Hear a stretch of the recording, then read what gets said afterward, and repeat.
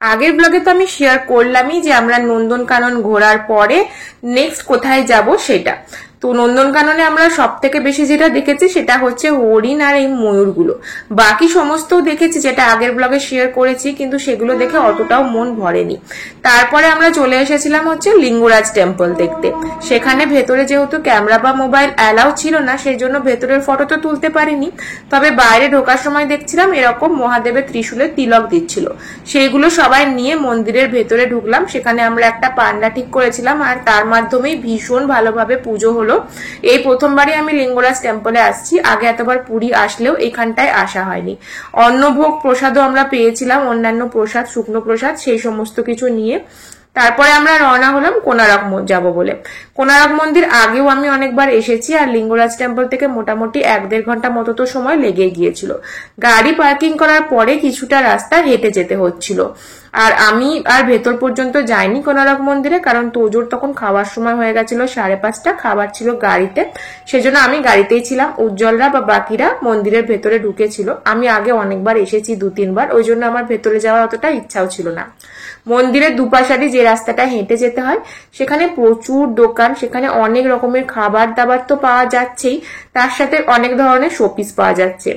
এইরকম টেম্পল গুলো আর এই চক্রগুলো, এই কোনারকের যে চাকাটা থাকে সেটা কেনার আমার ভীষণ ইচ্ছা ছিল, কিন্তু সময়ের অভাবে তখন দাঁড়িয়ে আর কেনাকাটা করতে পারিনি।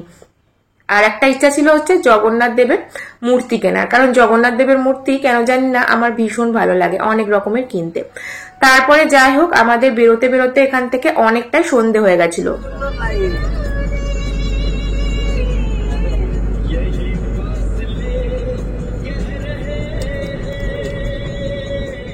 আমরা ভেবেছিলাম নন্দনকানন থেকে বেরিয়ে তারপরে কোনারক দেখে আমরা চন্দ্রভাগা বিচ দেখে তারপরে ফিরবো, কিন্তু এতটাই সন্ধ্যা হয়ে গেছিল প্রায় 7টা, সেই জন্য ডাইরেক্ট পুরী চলে এসেছিলাম আমরা। পৌঁছাতে পৌঁছাতে সময় প্রায় 8টার কাছাকাছি হয়ে গেছিল। আমরা উঠেছিলাম বঙ্গলক্ষ্মী হোটেলে। আগেও এখানে অনেকবার এসেছি, এক্সপিরিয়েন্স ভালো ছিল, সেই জন্য এখানেই বুক করেছিলাম। বিশেষ করে এই রুমগুলো থেকে যে ভিউ পাওয়া যায় সেটা দারুণ হয়, একদম ফ্রন্ট ভিউ, কোনো সাইড ভিউ হয় না। আমরা একদম সামনের যে রুমগুলো সেগুলোই বুক করেছিলাম। আর এই হচ্ছে আমাদের হোটেলের রুম থেকে দেখা যাচ্ছে সমুদ্র আর দোকানপাট সমস্ত কিছু। চটপট অর্ডার করে দিয়েছিলাম তোজোর জন্য চিকেন স্ট্রু আর ভাত। সারাদিন জার্নির পরে তোজো তো ভীষণ টায়ার্ড ছিল, আমরাও টায়ার্ড ছিলাম, কিন্তু সমুদ্রের এত কাছে এসে একবার পা না ভিজিয়ে যেতে তো ইচ্ছা করছিল না। তোজোকে খাইয়ে ঘুম পাড়িয়ে দিয়েই 9টার সময় আমি, উজ্জ্বল আর সৌম্য আর অপর্ণা মিলে চলে এসেছিলাম সমুদ্রের ধারে। আর সেখানে এসে দেখি বাবা আগে থেকেই এসে হাজির। সমুদ্রের জলে আসবো আর পা ভেজাবো না সেটা তো হতেই পারে না, সেই জন্য নেমে পড়লাম সমুদ্রে।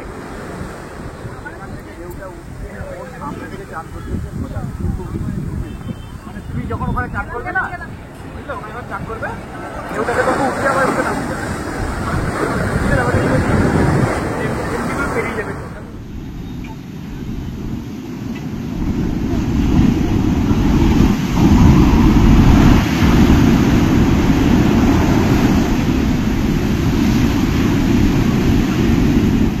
কালকে সকালবেলায় সমুদ্র স্নান, পুজো, সমস্ত কিছুর প্ল্যান তো আছেই, তবে এখন রাত্রেবেলার সমুদ্রের সৌন্দর্য যেন আরো সুন্দর, একটা বিভীষিকাও থাকে আর তার সাথে সৌন্দর্য।